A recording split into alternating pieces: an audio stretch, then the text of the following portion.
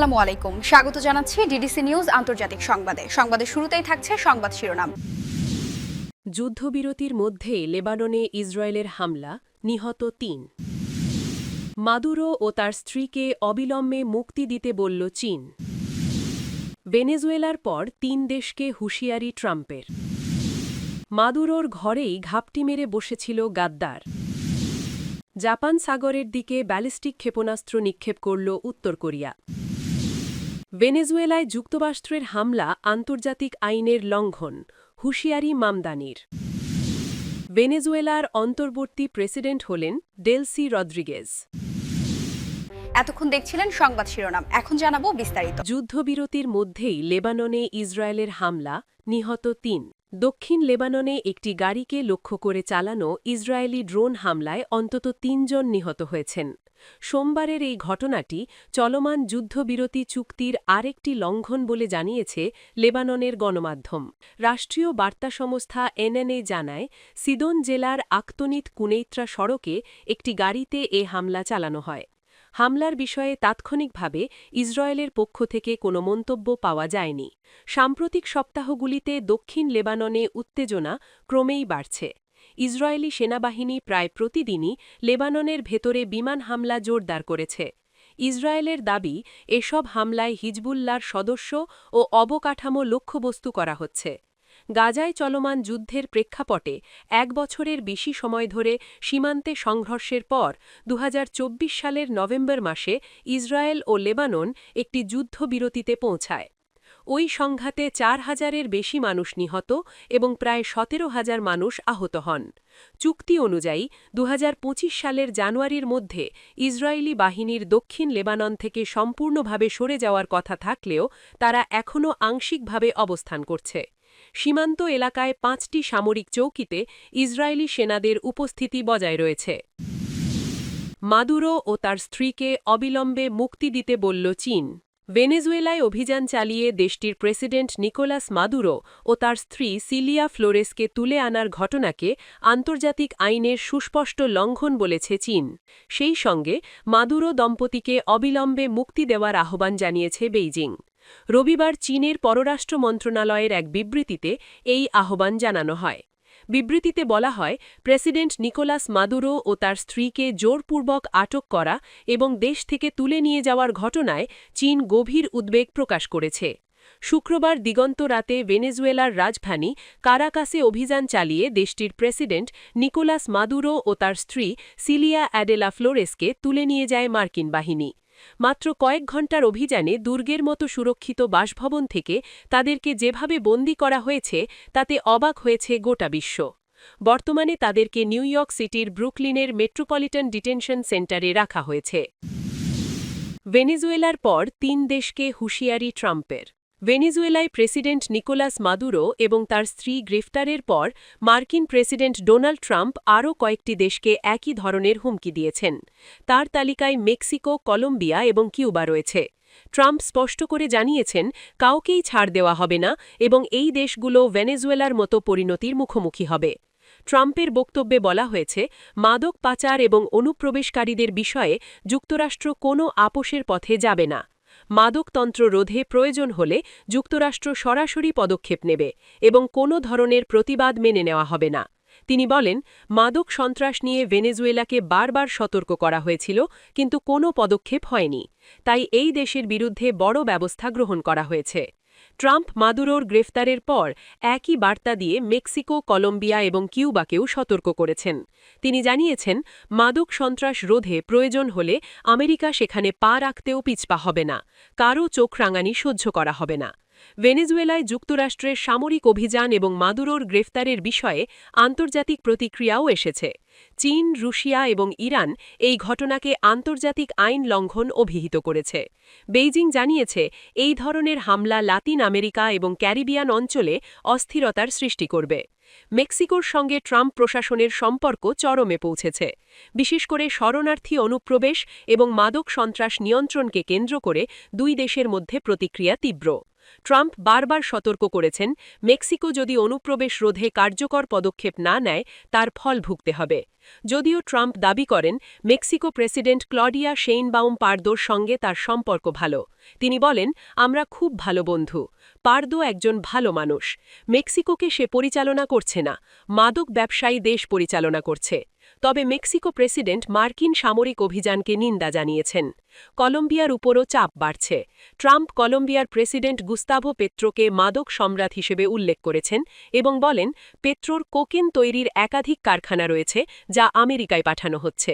এবার তাকে শিক্ষা দিতে হবে। কিউবার বিষয়ে ট্রাম্প বলেন, কিউবার প্রশাসনিক কাঠামো ভেঙে পড়েছে। কিউবার জনগণের পক্ষে তা মোটেই সুখকর নয়। বছরের পর বছর মানুষ ব্যর্থ শাসকের কারণে ভুগছে। তাদের মুক্তি দিতে হবে। মাদুরোর ঘরেই ঘাপটি মেরে বসেছিল গাদ্দার। মার্কিন সেনাবাহিনী ভেনেজুয়েলার ভূখণ্ডে ঢুকে সামরিক অভিযান চালিয়ে দেশটির প্রেসিডেন্ট নিকোলাস মাদুরোকে তার স্ত্রীসহ তুলে নিয়ে গেছে।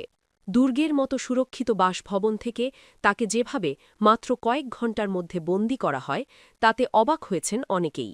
মার্কিন বাহিনীর এই অভিযান এত সহজ হয়েছে মূলত একজন বিশ্বাসঘাতকের কারণে। ভেনেজুয়েলার প্রেসিডেন্ট মাদুরোর অত্যন্ত ঘনিষ্ঠ ওই ব্যক্তি প্রতিনিয়ত তথ্য পাচার করছিলেন মার্কিন গোয়েন্দা সংস্থা সিআইএর কাছে। ফলে অভিযানের সময় মাদুরোর অবস্থান ও নিরাপত্তা ব্যবস্থা সম্পর্কে আগে থেকেই অবগত ছিল যুক্তরাষ্ট্র। রোববার ৪ জানুয়ারি এক প্রতিবেদনে এমনই চাঞ্চল্যকর তথ্য প্রকাশ করেছে ব্রিটিশ বার্তা সংস্থা রয়টার্স। প্রতিবেদন অনুযায়ী অপারেশন অ্যাবসোলিউট রিজলভ নামের এই অভিযানে যৌথভাবে অংশ নেয় মার্কিন স্পেশাল ফোর্স, সিআইএ ও এফবিআই। অভিযানের পরিকল্পনা চলছিল বহু মাস ধরে এবং এর অংশ হিসেবে বারবার মহড়া দেওয়া হয়। সূত্র অনুযায়ী মার্কিন সেনাবাহিনীর অভিজাত ইউনিট ডেল্টা ফোর্স মাদুরোর নিরাপদ আশ্রয়কেন্দ্রের হুবহু একটি নকল কাঠামো তৈরি করে সেখানে অনুশীলন চালায়। কিভাবে সুরক্ষিত ও শক্তিশালী ওই ভবনে প্রবেশ করা হবে তার প্রতিটি ধাপ ছিল পূর্ব পরিকল্পিত। সিআইএর একটি ছোট দল গত অগস্ট থেকেই সক্রিয় ছিল ভেনেজুয়েলায়। মাদুরোর দৈনন্দিন চলাফেরা, সময়সূচি ও নিরাপত্তা ব্যবস্থা সম্পর্কে গুরুত্বপূর্ণ তথ্য সরবরাহ করে তারা। মাদুরোর ঘনিষ্ঠ একজন ব্যক্তি গোপনে কাজ করছিলেন সিআইএর জন্য এবং অভিযান চলাকালে তার অবস্থান নিশ্চিত করতে প্রত্যক্ষ ভূমিকা রাখেন তিনি। সব প্রস্তুতি সম্পন্ন হওয়ার পর ৪ দিন আগে অভিযানের অনুমোদন দেন মার্কিন প্রেসিডেন্ট ডোনাল্ড ট্রাম্প। তবে সামরিক ও গোয়েন্দা কর্মকর্তারা ভালো আবহাওয়ার জন্য অপেক্ষা করার পরামর্শ দেন। শেষ পর্যন্ত শুক্রবার রাত ১০টা ৪৬ চূড়ান্ত নির্দেশ দেন ট্রাম্প। সেই অনুযায়ী শুক্রবার গভীর রাতে মার্কিন যুদ্ধবিমানগুলো ভেনেজুয়েলার রাজধানী কারাকাস ও আশেপাশের এলাকায় আকাশ প্রতিরক্ষা ব্যবস্থা সহ বিভিন্ন সামরিক লক্ষ্যবস্তুতে হামলা চালায়। এই অভিযানে ২০টি ঘাঁটিতে ১৫০টিরও বেশি আকাশযান অংশ নেয়, যার মধ্যে F-৩৫, F-২২ এবং B-1 বোমারু বিমান ছিল। হামলার আড়ালে ভারী অস্ত্রসহ কারাকাসে প্রবেশ করে মার্কিন স্পেশাল ফোর্স। রাত ১টার দিকে মার্কিন সেনারা মাদুরোর আবাসিক কম্পাউন্ডে পৌঁছলে তাদের লক্ষ্য করে গুলি চালানো হয়। এতে একটি হেলিকপ্টার ক্ষতিগ্রস্ত হয়। জাপান সাগরের দিকে ব্যালিস্টিক ক্ষেপণাস্ত্র নিক্ষেপ করল উত্তর কোরিয়া। উত্তর কোরিয়া জাপান সাগরে ২টি ব্যালিস্টিক ক্ষেপণাস্ত্র নিক্ষেপ করেছে বলে দাবি করেছে জাপান সরকার। জাপানি সরকারের সূত্রের বরাতে দেশটির সংবাদ মাধ্যম কিয়োদো জানিয়েছে, উত্তর কোরিয়া সম্ভবত ২টি ব্যালিস্টিক ক্ষেপণাস্ত্র নিক্ষেপ করেছে যা জাপানে সাগরে পড়েছে। এর আগে দক্ষিণ কোরিয়ার যৌথ চিফস অফ স্টাফ উত্তর কোরিয়ার একটি ক্ষেপণাস্ত্র উৎক্ষেপণের কথা জানিয়েছিল। জাপানি সরকারের সূত্র অনুযায়ী ক্ষেপণাস্ত্রগুলো জাপানের এক্সক্লুসিভ ইকোনমিক জোনের বাইরে পড়েছে। তবে কোনো ক্ষয়ক্ষতির খবর নিশ্চিত হওয়া যায়নি। কুষ্ঠরক্ষীরা ওই এলাকায় চলাচলকারী জাহাজগুলোকে সম্ভাব্য ক্ষেপণাস্ত্রের ধ্বংসাবশেষের কাছে না যেতে সতর্ক করেছে। এর আগে উত্তর কোরিয়া গত বছরের ২৮ ডিসেম্বর ২টি কৌশলী দূরবর্তী ক্রুজ ক্ষেপণাস্ত্রের পরীক্ষা চালিয়েছিল। রোববার কোরীয় উপদ্বীপের পশ্চিমে পিত সাগরে এই পরীক্ষা চালানো হয়। কোরিয়ার রাষ্ট্রীয় বার্তা সংস্থা KCNA তখন জানিয়েছিল, বিদেশি হুমকির বিরুদ্ধে যুদ্ধ প্রস্তুতি যাচাই করতেই এই মহড়া। ভেনেজুয়েলায় যুক্তরাষ্ট্রের হামলা আন্তর্জাতিক আইনের লঙ্ঘন, হুঁশিয়ারি মামদানির।